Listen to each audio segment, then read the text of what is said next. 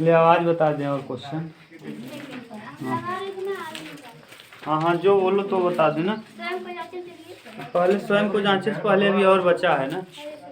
हाँ आज बता देंगे, आज खत्म कर देंगे। स्वयं को जांचे भी और इसको भी, घबराओ मत। विद्युत धारा कहाँ जी, कहाँ से कौन था? 6 नंबर कौन सा है बोलो जरा, पढ़ो तो। किसी परिपथ से 10 एम्पीयर की धारा 4 सेकंड तक प्रवाहित की जाती है। यदि परिपथ का प्रतिरोध 10 ओम है तो अच्छा ये तार को खींच कर 2 गुना कर दिया जाता है, यही वाला कल था ना। ये ठीक प्रश्न है। क्वेश्चन नंबर 7वां था ये। क्वेश्चन नंबर 7 है स्वयं परीक्षाभ्यास का। और परीक्षाभ्यास में कौन सा है? परीक्षाभ्यास में है लघु उत्तरी प्रश्न। ठीक, यदि किसी तार को खींचकर लंबाई को 2 गुना कर दिया जाता है। लंबाई को कितना कर दिया जाता है? 2 गुना। पहले देखो, पहले हम तार को मान ले रहे हैं ये देखो, खींचने से पहले, खींचने से पहले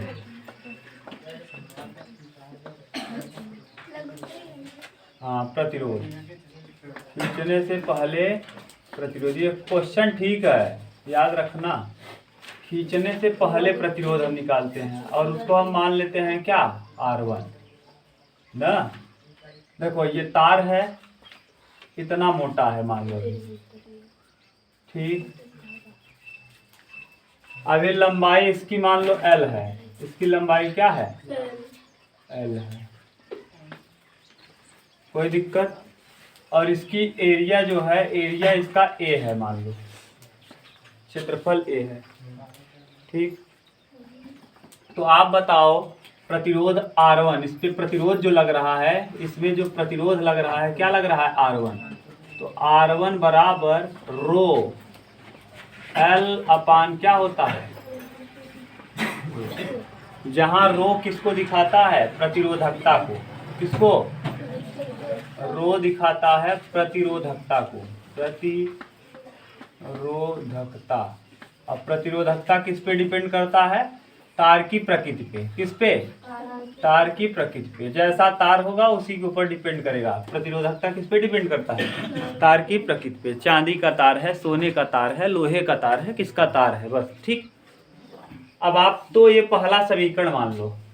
अब क्या कर रहे हो? अब दूसरा समीकरण, तार को खींचकर, खींचने के बाद, अभी खींचे नहीं थे, खींचने के बाद, अब खींचने के बाद प्रतिरोध, खींचने के बाद प्रतिरोध को हम मान ले रहे हैं क्या? R2। ये क्या था? R1 था। अब जरा ध्यान से सुनो, जैसे हम कह रहे हैं वैसे सुनना। ये तार को 2 गुना, जितना ये लंबा है इसकी लंबाई को क्या कर दिया गया? 2 गुना कर दिया गया। यही तार है, इसकी लंबाई को क्या कर दिया गया? अच्छा ये बताओ, अगर तार की लंबाई को 2 गुना कर दिया जाए तो क्षेत्रफल के कुछ प्रभाव पड़ेगा कि वो उतना ही रहेगा? हाँ प्रभाव पड़ेगा। तार पहले से आधा हो जाएगा पतला। जैसे इतना मोटा है ये चाक, अभी इसी चाक को हम क्या करें? इतना मोटा चाक है, अभी लंबाई इसका मान लो L है। अगर हम इसको 2 गुना लंबा कर दें, इसको क्या कर दें? खींच के, ये नहीं डायरेक्ट सटा के हम लंबा कर दें। जैसे ये तार है, ये तार है, अब हम ये अलग तार नहीं जोड़ रहे हैं, इसी तरवा को हम क्या कर दिए? खींच दिए। खींचने से 2 गुना हो जाएगा। लेकिन बताओ जब खींचोगे तो तार पतला हो जाएगा कि मोटा? पतला। तो पहले का जितना खींचोगे उसका आधा हो जाएगा। यानी देखो अब क्या होगा? लंबाई तो 2L हो जाएगा। लंबाई क्या हो गया? 2L। लेकिन जो क्षेत्रफल होगा भैया, खींचने पे A/2 हो जाएगा, आधा हो जाएगा। न समझ में आया? बताओ न, किसको दिक्कत है? तुमको दिक्कत हो गई, पतला नहीं होगा। अगर यही तार हम क्या करें? खींचना चालू करें, इतना ही बड़ा होता काट के रख लेते और उसको खींचना चालू करते तो क्या होता? हो कि वैसे ही रहता। रबर को खींचो, मोटा है, अरे तुम कभी बांधे नहीं हो पीछे? जब कभी कुछ सामान बांधते थे तो पतला वाला रबर आता, खींचते थे तो क्या हो जाता था? पतला। तो वही तो कह रहे हैं, वही तरवा को जब खींचोगे तो क्या हो जाएगा वो, पतला। तो अब बताओ लंबाई इसकी दोगुनी कर दिए तो मोटाई भी तो आधी हो जाएगी। जितना ये मोटा है इसको खींच करके 2 गुना खींच दिए तो ये मोटाई इसकी क्या हो जाएगी, आधी हो जाएगी। जितना मोटा पहले था उसका आधा हो जाएगा कि नहीं। आप अपना दिमाग लगाओ तब समझ में आएगा। जैसे ये तार है इतना बड़ा, अभी इतना मोटा था, जब हम इसको खींचे जितना लंबा था उसका 2 गुना कर दे तो मोटाई जो थी उसकी आधी हो जाएगी। पहले जितना मोटा था उसका कितना मोटा हो जाएगा, आधा हो जाएगा। ये आ गया। अब बताओ प्रतिरोधकता R बराबर R2 बराबर क्या हो जाएगा, R2 बराबर रो L अपान ए। L की जगह क्या हो जाएगा 2L, लंबाई 2 गुना, और A की जगह A बाई 2, 2 नीचे से कहाँ जाएगा पर, तो R2 बराबर हो जाएगा 4 रो इंटू 4L और बटे में क्या। अब अच्छा ये समीकरण देखो, ये R2 हो गया, R2 यानी ये समीकरण 2, समीकरण 2 में समीकरण 1 का भाग दे दो। समीकरण नंबर 2 भागे समीकरण नंबर 1, समीकरण 2 में समीकरण 1 का क्या कर दो, भाग दे दो। तो भाग दो R2 बटे R1, R2 बटे R1 बराबर R2 इधर कितना है, रो को थोड़ा ऐसे लिख दिया करो, रो 4L बटे A ना, और अपान R1 का वैल्यू रो L अपान, देखो L अपान सॉरी ये इससे क्या हुआ, रो से रो कट गया यानी एक बचेगा, नीचे सब कट गया तो कुछ नहीं बचेगा यानी 1। R2 बटे R1 बराबर 4 बटे, यही 4 और 1 का क्या आ जाएगा, अनुपात आ जाएगा। यानी पहले के कई गुना प्रतिरोध हो जाएगा। पहले प्रतिरोध 1 था, अब प्रतिरोध क्या हो जाएगा 4। यानी लंबाई को 2 गुना करने पे प्रतिरोध 4 गुना हो जाता है। लंबाई को 2 गुना करने पे प्रतिरोध लगने वाला प्रतिरोध क्या हो जाता है, 4 गुना। अब याद करो बताए थे कि जब लंबाई बढ़ता है प्रतिरोध क्या होता है, बढ़ जाता है। अब सोचो लंबाई को अगर हम 2 गुना कर देंगे तो उस पर लगने वाला प्रतिरोध 4 गुना हो जाएगा। ठीक, ये प्रश्न संख्या कौन सा था, 7वां था। बढ़िया प्रश्न था, इसलिए मैंने बता दिया। अगर आप कहीं दिक्कत हो तो बोलो। लंबाई को खींच करके किया है, ये नहीं अगर ऐसा कह देता कि जितना, जैसे यही चाक था, ये चाक उतने मोटा, ये चाक अगर जोड़ के करते तब इसके क्षेत्रफल पर कोई प्रभाव नहीं पड़ता। क्यों, क्योंकि अभी भी देखो ये तार था, ये तार, दोनों तार को जोड़े मोटाई देखो सेम है कि घट बढ़ गया, सेम है। हाँ, लंबाई 2L हो जाता और एरिया पे कोई प्रभाव, लेकिन खींचने पे तार क्या हो जाता है, पतला। ठीक, तो इसलिए एरिया आधा हो जाता है। उतार लो, चलो अब सुनो आंकिक प्रश्न का पहला। आंकिक प्रश्न का पहला में देखो मस्त क्वेश्चन ये भी है, क्वेश्चन नंबर 1 ये बता दिए थे, फिर से हम रिपीट कर दे रहे हैं। कह रहा है एक कूलाम आवेश में इलेक्ट्रॉनों की संख्या कितनी होती है।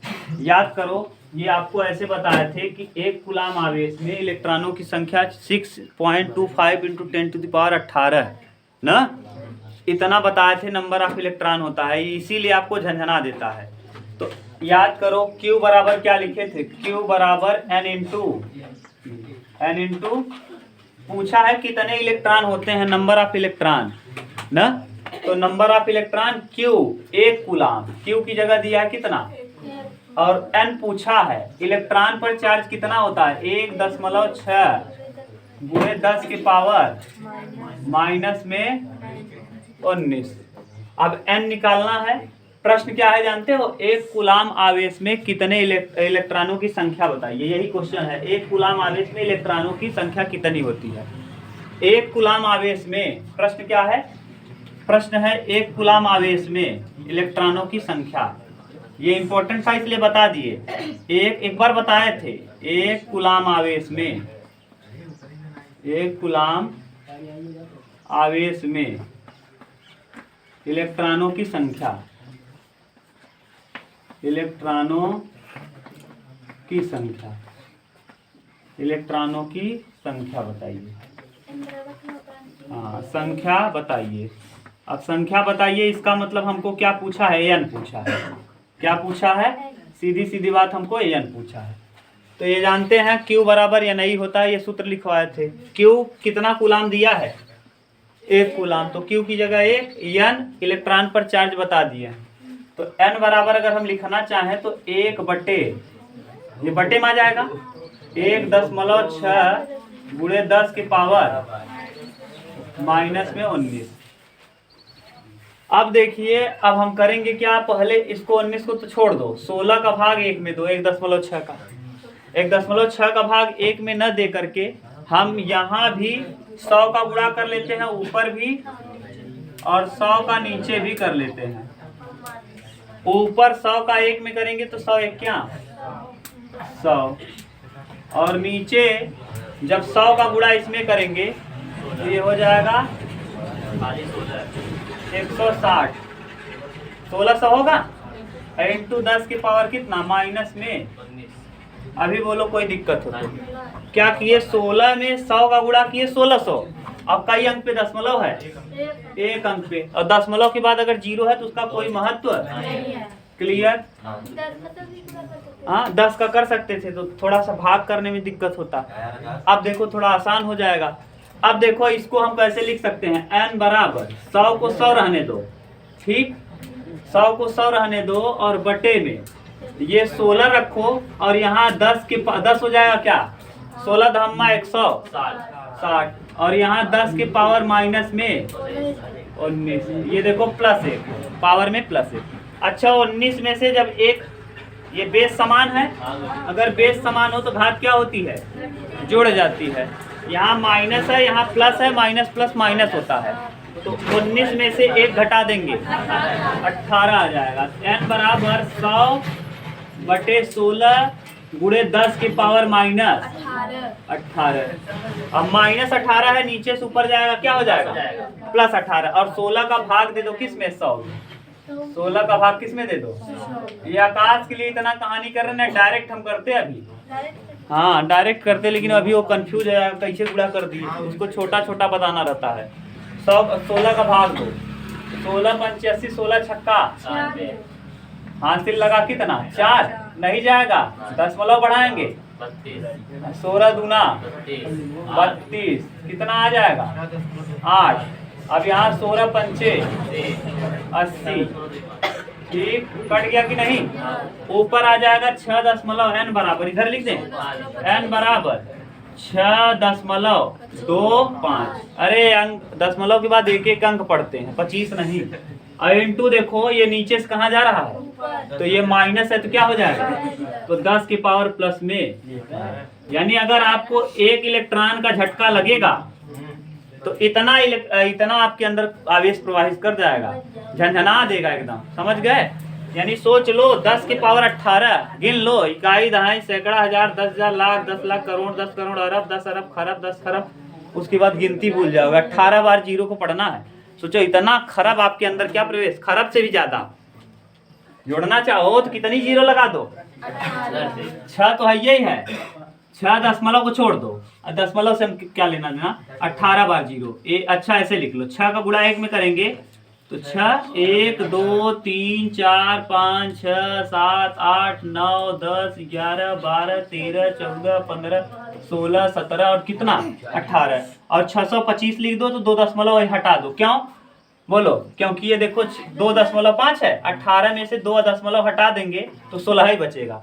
यानी 625 और 16 0, 625 और कितना 0, 2 2 4 2 6 2 8 2 10 2 12 2 14 और 2 18 0 था तो 16 0 क्यों हो गया, क्योंकि 2 अंक का दशमलव। अब गिनो जरा, इकाई दहाई सैकड़ा हजार 10,000, इकाई दहाई सैकड़ा हजार 10,000, लाख 10 लाख करोड़ 10 करोड़ अरब 10 अरब खरब 10 खरब, बस इतना छोड़ दो। इकाई दहाई सैकड़ा हजार 10,000 लाख ना, 6,25,000 खरब, 6,25,000, ये तो खरब है। ये क्या है, यहाँ जहाँ से डांट मारे हैं ये क्या है, खरब है। और इसको जरा गिन लो, इकाई, दहाई, सैकड़ा, हजार, 10,000, लाख, 6,25,000। और ये क्या, इतना इतना आवेश प्रवाहित कई जाता है। यही बिना अरे बचते नहीं हो, झंझना नहीं देता, ये तो जाता ही है आपके अंदर, जैसे छूते हो झंझना देता है, जब ज्यादा टाइम तक पकड़ लेता है तो रगड़ देता है। सोचो इतना इलेक्ट्रॉन प्रवेश कर रहा है 1 सेकंड में, 1 कूलाम आवेश में इतना होता है इलेक्ट्रॉनों की संख्या, देख लो। इसीलिए आपको इतना भयानक झटका मारता है कि पूरा जहाँ अगर पकड़ लेते लेंगे इसे पूरा झकझोर देते एकदम, समझ गए, यही कारण है, देख लो। ठीक, उतार लो, कहीं कंफ्यूजन हो तो बताओ। और हम डायरेक्ट कैसे कह रहे थे, सुनो, हम यहाँ देखते 16 है ना, नीचे देखते कितना है, 16 में कितनी बार 2 आया है, हाँ हाँ 4 बार आया है, तो 4 बार 5 का गुणा कर देते हो जाता, 16 में 2 दूना 4 दूना 8 दूना 16।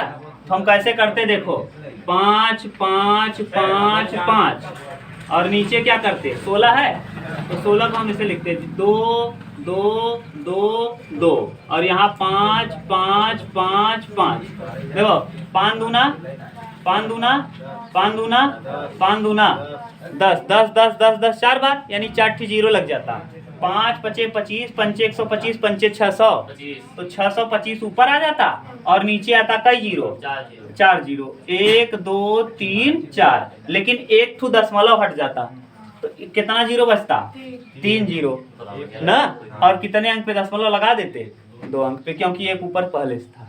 डायरेक्ट आ जाता कि नहीं 6.25, लेकिन तुमको समझ में आता तब तो ना, ये बात है। मैं तुरंत कर सकता था, वो दिक्कत नहीं है, लेकिन आपको समझ में आना चाहिए।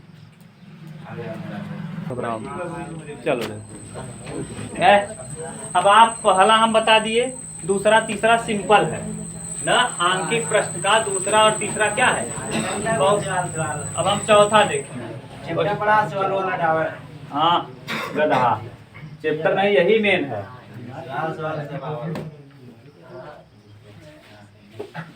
चलो चैप्टर तो पढ़ोगे ही। चौथा देखो, क्वेश्चन नंबर 4, आंकिक चल रहा है अभी, आंकिक प्रश्न का प्रश्न संख्या 4। किसी बिंदु A से B की ओर 10 के पावर 8 इलेक्ट्रॉन, A से B की ओर कई इलेक्ट्रॉन, ये बिंदु A है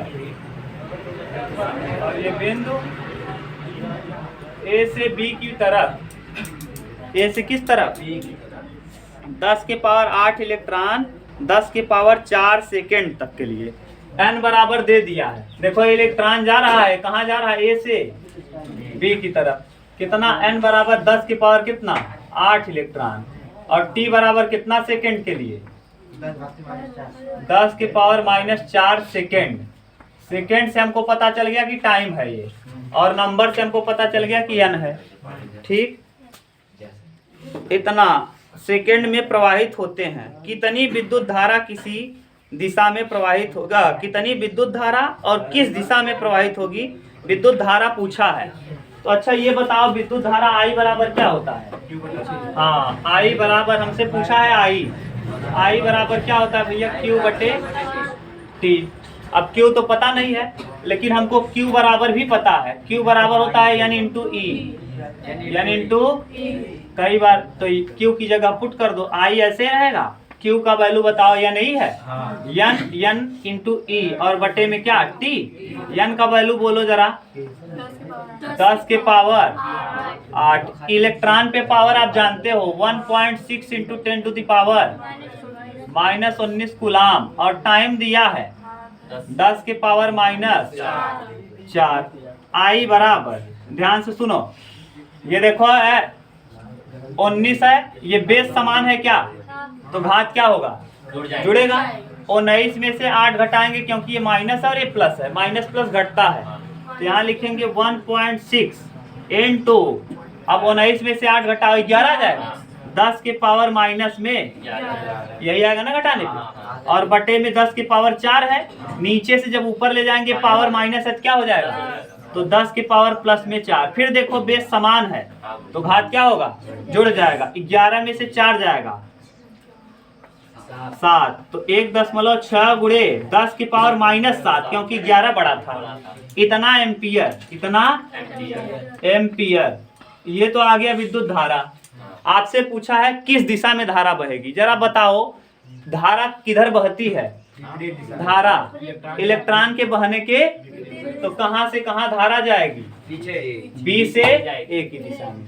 बी से जिधर इलेक्ट्रॉन बहता है उसके विपरीत कौन बहती है, याद है, मैंने कई बार बताया। यानी धारा कहां से कहां जाएगी, धारा बी से ए की तरफ जाएगी। बी से कहां, अब उत्तर देखो, याद रखना। मैंने अरे यार तुम की प्रश्न को पढ़ो एक बार, तुम पढ़ो, तेज तेज पढ़ोगे अब तुम। चुप रहो, पढ़ने दो, तेज पढ़ो यार। बिंदु ए से बिंदु बी की ओर 10⁸ इलेक्ट्रॉन। हाँ, कहाँ से जा रहा है इलेक्ट्रॉन, ए से बी की ओर। तो हम क्या लिखे हैं गधा बदतमीज, ए से कहाँ जा रहा है इलेक्ट्रॉन।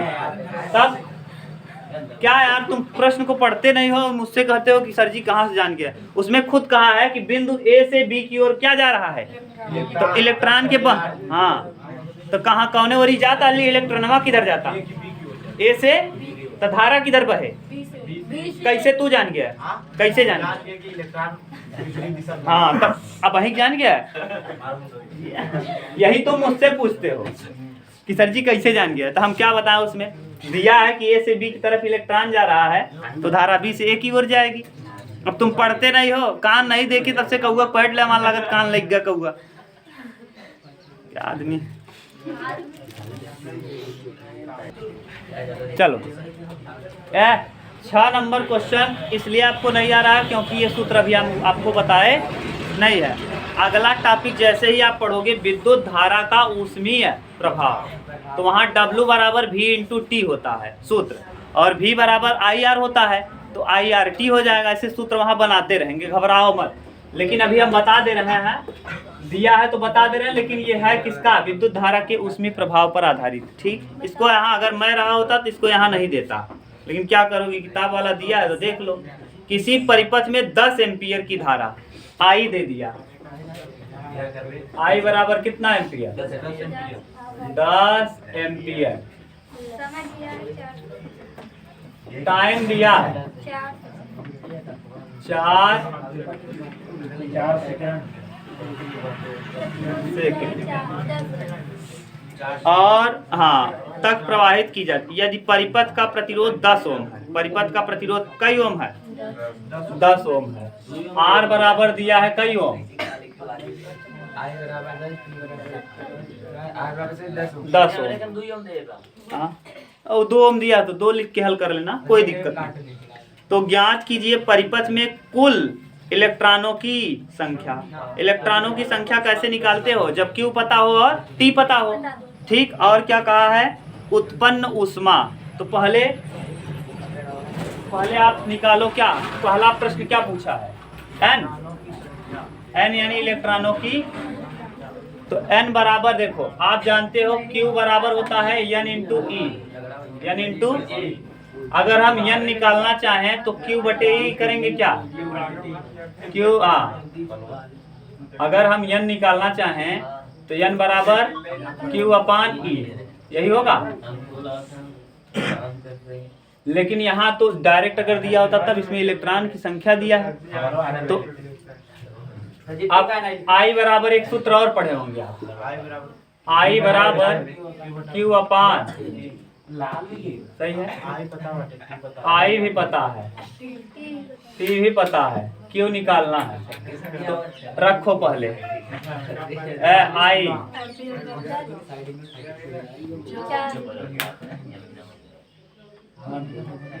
I Q की जगह हम n ही रख देंगे क्योंकि हमको n निकालना है, और बटे T बराबर कई 4, 10 चौके 40 बराबर n निकालना है। E मतलब 1.6 गुणे 10 के पावर -19। अब ये दशमलव हटाओ, यहाँ 400 हो जाएगा। अगर हम दशमलव हटना समझ में आया तो हम बटे में लिख रहे हैं, फिर से 40 बटे 1.6 गुणे 10 की पावर -19 बराबर आ जाएगा n। अगर हम ये दशमलव हटाना चाहते हैं तो ऊपर 10 से गुणा, नीचे तो ऊपर हो जाएगा 400 और नीचे हो जाएगा केवल 16। क्यों? दशमलव हट जाएगा और गुणे 10 की पावर माइनस और बराबर n। अब देखो 16 का भाग दो तो 16 का भाग 400 में दोगे 25 बार जाएगा।